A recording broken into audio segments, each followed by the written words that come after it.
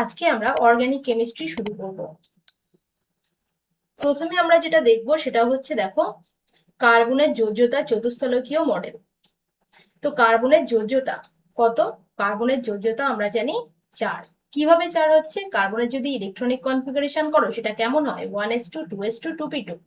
তাহলে এর যে বাইরের কক্ষে কটা ইলেকট্রন আছে? দুটো আর দুটো 4টে ইলেকট্রন আছে, তাহলে 4 ইলেকট্রন আছে।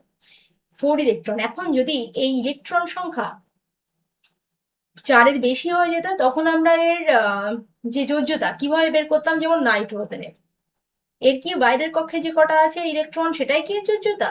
দেখো 1s2 2s2 2p3, তাহলে 3 আর 2 5টা ইলেকট্রন আছে, তাহলে নাইট্রোজেনের যোজ্যতা কি 5।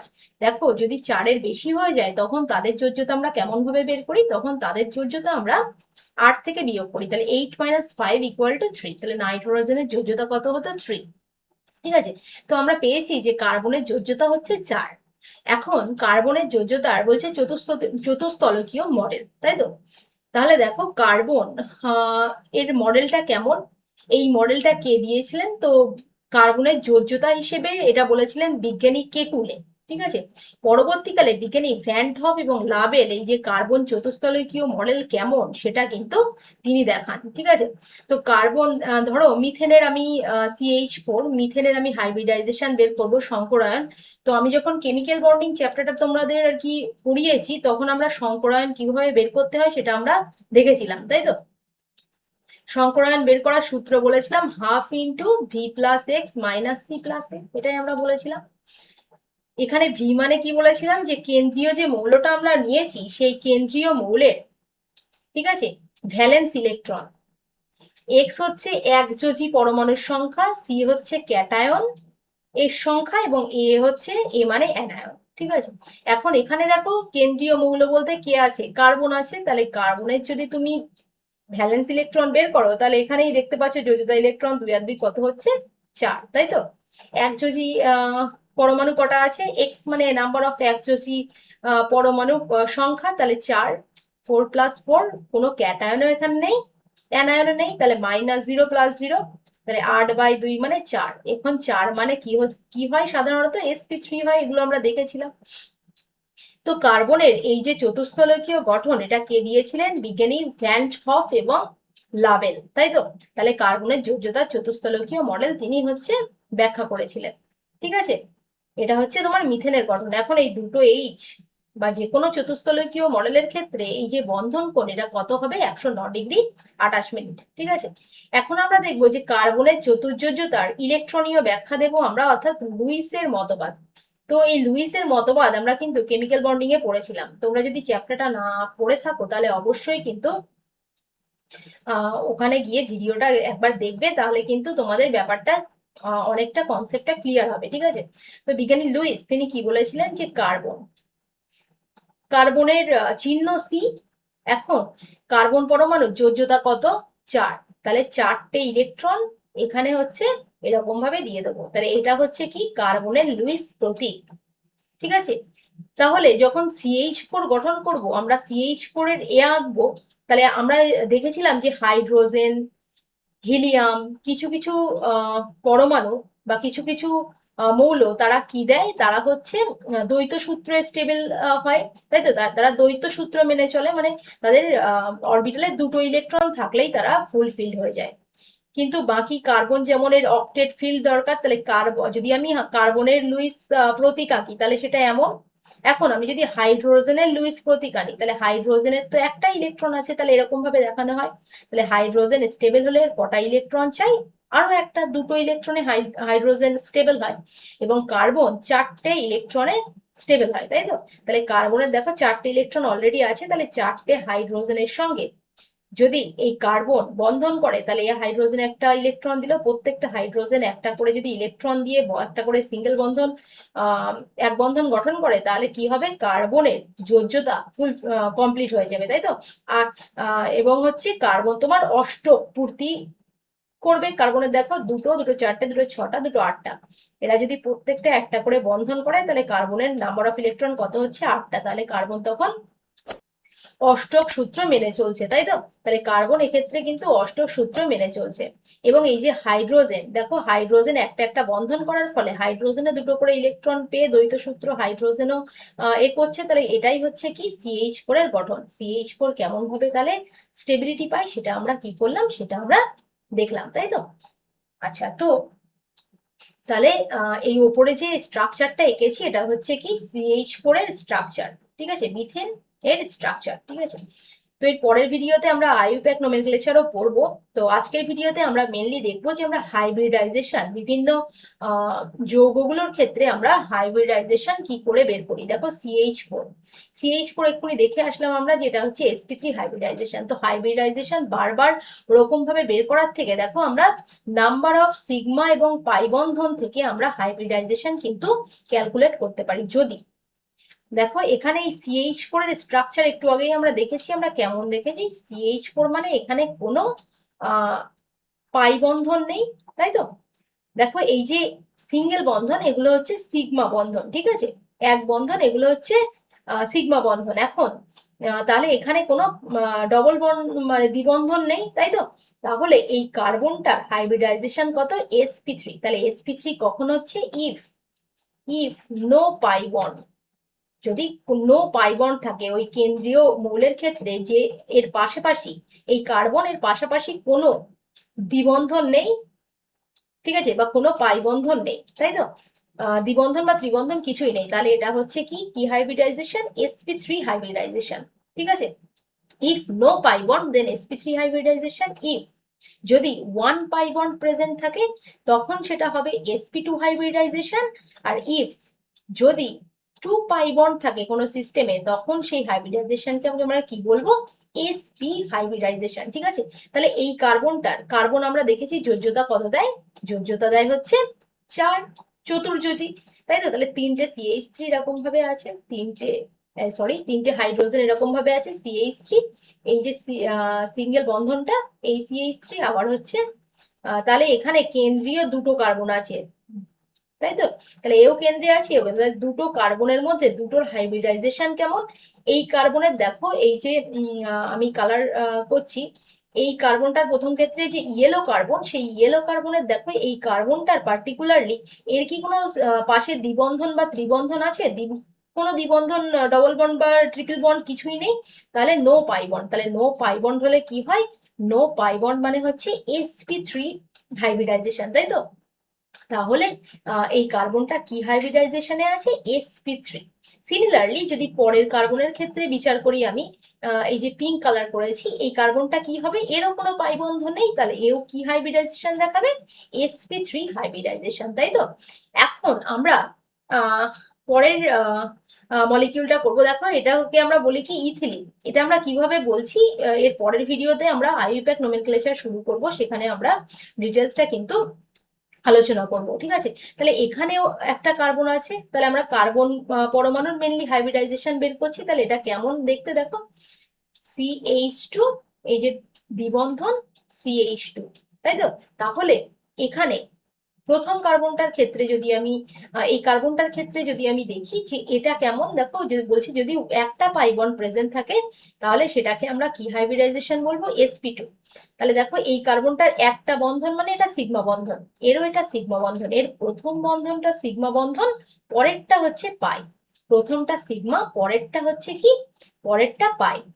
এই যে গ্রিন কালার করেছি এটা হচ্ছে পাই বন্ধন, আর এই নিচে যেটা ছিল এটা কি বন্ধন, সিগমা। তাহলে এখানে সিগমা বন্ধন এই পার্টিকুলার এই কার্বনটার ক্ষেত্রে সিগমা বন্ধন কটা, একটা, দুটো, তিনটে সিগমা, আর গ্রিনটা হচ্ছে পাই। তাহলে এই গ্রিনটা পাই, তাহলে এই কার্বনের পাশে আছে, দেখো এই কার্বনটাও শেয়ার করছে, প্লাস এই কালার করা নেই কার্বনটাও এই একটা পাই বন্ধন আছে, তাহলে এই কার্বনেরও একটা পাই বন্ধন, এই কার্বনেরও একটা পাই বন্ধন, এরও একটা, দুটো, তিনটে সিগমা, তাহলে তিনটে 3 সিগমা, একটা পাই। তাহলে একটা যদি পাই বন্ধন থাকে সেটা হচ্ছে কি, সেটা হচ্ছে sp2 হাইব্রিডাইজেশন। তাহলে এই কার্বনটা কি sp2। সিমিলারলি এই কার্বনটাও কি হাইব্রিডাইজেশন দেখাবে, sp2 হাইব্রিডাইজেশন, তাই তো? তাহলে প্রথম বন্ধনটা আমরা বলবো সিগমা, তার পরের যে বন্ধনটা সেটা আমরা বলবো কি পাই, ঠিক আছে, এরপরে আমরা পরের স্ট্রাকচারটার ক্ষেত্রে লক্ষ্য করব। দেখো পরের যেটা আছে সেটা হচ্ছে, দেখো প্রথম একটা কার্বনটা আমি পিঙ্ক কালার করেছি, পরেরটা ইয়েলো কালার করেছি। তো পিঙ্কটার ক্ষেত্রে দেখো এর ক্ষেত্রে কটা সিগমা এবং কটা পাই বন্ধন আছে। তো এর ক্ষেত্রে দেখো এই যে প্রথম বন্ধন, তাহলে এটা সিগমা। এরও বলেছি কি প্রথম বন্ধনটা সিগমা, তাহলে আর কটা আছে, সিগমাটা বাদ দিয়ে আর কটা বন্ধন আছে, দুটো, তাহলে এই দুটো হচ্ছে পাই। তাহলে এই কার্বনটার ক্ষেত্রে কি কি আছে, 2σ+2π, 2σ+2π, তাহলে দুটো পাই বন্ধন, দুটো পাই বন্ধন থাকলে কি হাইব্রিডাইজেশন দেখাবে, sp হাইব্রিডাইজেশন, তাই তো। তাহলে এটা হচ্ছে sp হাইব্রিডাইজেশন দেখাবে। এখন ইয়েলো কার্বনটার পালাই। তো ইয়েলো কার্বনটা দেখো এরও প্রথম এটা সিঙ্গেল বন্ধন মানে সিগমা, এরও প্রথমটা সিগমা মানে দুটো পাই, এরও 2σ2π মানে দুটো পাই বন্ধন, মানে এটাও কি হাইব্রিডাইজেশন দেখাচ্ছে, এটা হচ্ছে sp হাইব্রিডাইজেশন দেখাচ্ছে, তাই তো। তো পরে এরপরে আমরা কিছু স্ট্রাকচার দেখবো এবং এদের আমরা হাইব্রিডাইজেশন বের করার চেষ্টা করবো। তো চলো শুরু করা যাক। দেখো এই যে C6H5, ঠিক আছে, এটার বলে ফিনাইল গ্রুপ, এটার স্ট্রাকচার হচ্ছে এরকম। ঠিক আছে, দেখো এখানে এই কার্বন C6 কার্বন ছটা আছে, তাহলে একটা দুটো তিনটে চারটে পাঁচটা ছটা, ছটা কার্বন। এবং দেখো কার্বন প্রত্যেক জায়গায় তার চারটের বেশি কখনোই বন্ধন সে গঠন করবে না, যেহেতু যোজ্যতা চার। ঠিক আছে, তাহলে দেখো এখানে এই পার্টিকুলার কার্বন, এই এই যে এক একটা, এগুলো এক একটা কার্বন এখানে আছে, তাহলে প্রত্যেকটা কার্বনের দেখো কটা করে বন্ধন আছে। এই কার্বনটা যদি বিচার করি আমি, যদি এই ব্লু কার্বনটার আমি বিচার করি, তাহলে ব্লু কার্বনটার ক্ষেত্রে কটা বন্ধন আছে, একটা দুটো তিনটে, তাই তো, তিনটে বন্ধন আছে। এর মধ্যে বলো তো কোনটা কি বন্ধন, দেখো প্রথম বন্ধন মানে সিগমা, এটাও সিগমা, তাহলে সিগমা বাদ দিয়ে আর একটা আছে পাই। তাহলে কটা বন্ধন হচ্ছে এই কার্বনটার ক্ষেত্রে, একটা দুটো তিনটে বন্ধন হচ্ছে। তাহলে এখনো একটা দেখো হাইড্রোজেন আছে, প্রত্যেক ক্ষেত্রে একটা করে কি আছে, হাইড্রোজেন আছে। তাহলে দেখো এটা কি হচ্ছে, C6 পাঁচটা হাইড্রোজেন, তাহলে C6H5। এখন CHO, এটাকে আমরা কেমন ভাবে লিখি, দেখো এটাকে আমরা এরকম ভাবে লিখি, CHO মানে কি অ্যালডিহাইড। ঠিক আছে, এগুলো পরে আমরা আইইউপ্যাক নোমেনক্লেচার করার সময় এগুলো ডিটেলসে কিন্তু পড়বো। দেখো CHO এই যে অ্যালডিহাইড গ্রুপ, এক্ষেত্রে কার্বনটাও দেখো এই কার্বনটারই মাথায় স্টার মারা আছে, মানে এই কার্বনটার ক্ষেত্রে আমাদের কি বের করতে হবে, এই কার্বনটার ক্ষেত্রেই আমাদের এর হাইব্রিডাইজেশনটা আমাদের বের করতে বলেছে। চিহ্নিত কার্বন পরমাণুর সম্প্রসারণ অবস্থা নির্ণয় করো। তাহলে এই কার্বনটার ক্ষেত্রে দেখো কি কি আছে, এর কি আছে দেখো প্রথম বন্ধন মানে সিগমা, এটাও সিগমা, তাহলে এর এই দুটো বন্ধন আছে, তাহলে প্রথমটা সিগমা, পরেরটা হচ্ছে কি পাই। তাহলে এখানে কি আছে, 3σ+1 পাই। তাহলে যদি একটা পাই বন্ধন থাকে, তাহলে তাকে তো আমরা কি হাইব্রিডাইজেশন বলি, sp2, যেটা আমরা অলরেডি পড়ে এসেছি। তাহলে এটা কি হাইব্রিডাইজেশন, sp2 হাইব্রিডাইজেশন। পরেরটা এই কার্বন, প্রত্যেকটার কার্বন পরমাণু বলেছে, তাহলে কার্বন পরমাণুর হাইব্রিডাইজেশন আমাদের বের করতে হবে। তাহলে HCN এর যদি আমরা স্ট্রাকচারটা করতে চাই, তাহলে HCN, তাই তো, এটা হচ্ছে HCN এর স্ট্রাকচার। দেখো কার্বনের চারটে হাতি গঠন করে রেখেছে, চারটে বন্ধনই গঠন করে রেখেছে কার্বন, তাই তো, চারটে বন্ধন গঠন করে রেখেছে। কার্বন চতুর্যোজী, এর বেশি কখনোই করবে না। তাহলে কার্বন এর মাথায় স্টার আছে, তাহলে এটা কি হাইব্রিডাইজেশন হবে, দেখো কি হাইব্রিডাইজেশন হবে তোমরাই বলো। তাহলে প্রথম এটা সিগমা বন্ধন, তাহলে এর বলেছি প্রথম বন্ধনটা সিগমা, সিগমা বাদ দিয়ে দেখো কটা আছে, প্রথম যদি কোথাও দ্বিবন্ধন থাকে তাহলে প্রথমটা সিগমা পরেরটা পাই, মানে 1σ1 পাই।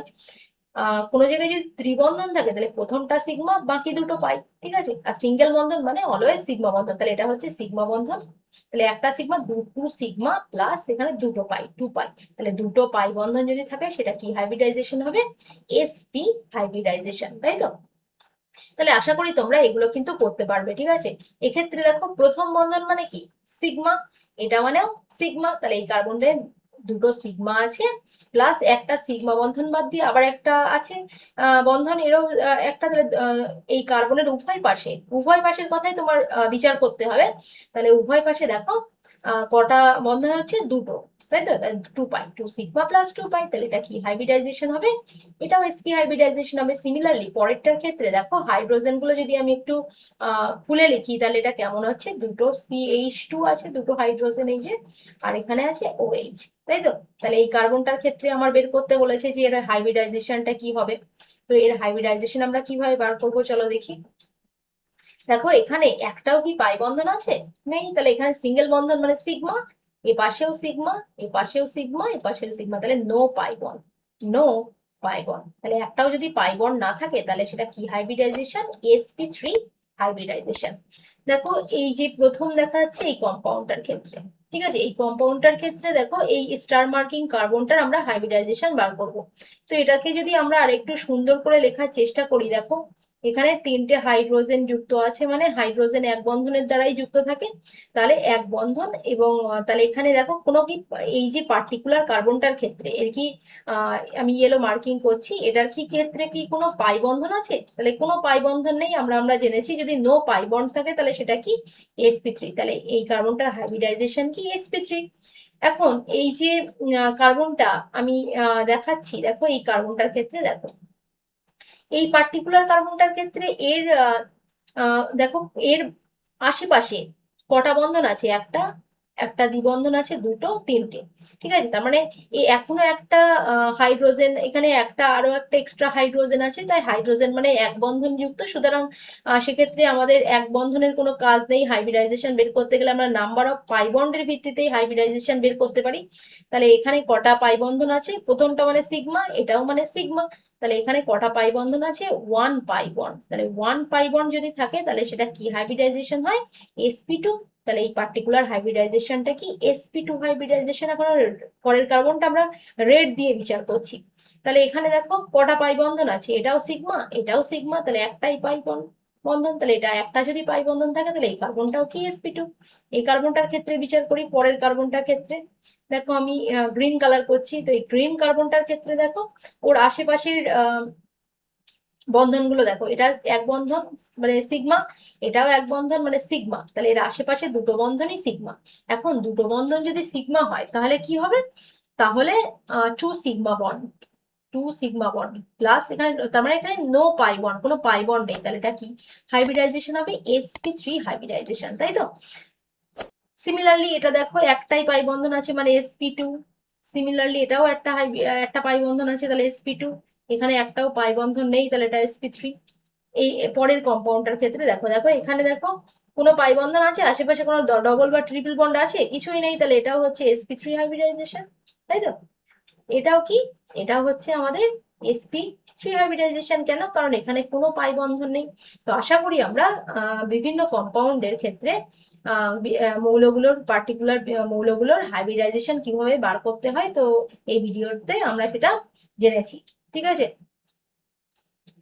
তো ভিডিওটা ভালো লাগলে তোমরা চ্যানেলটাকে অবশ্যই সাবস্ক্রাইব করবে। Thank you for watching.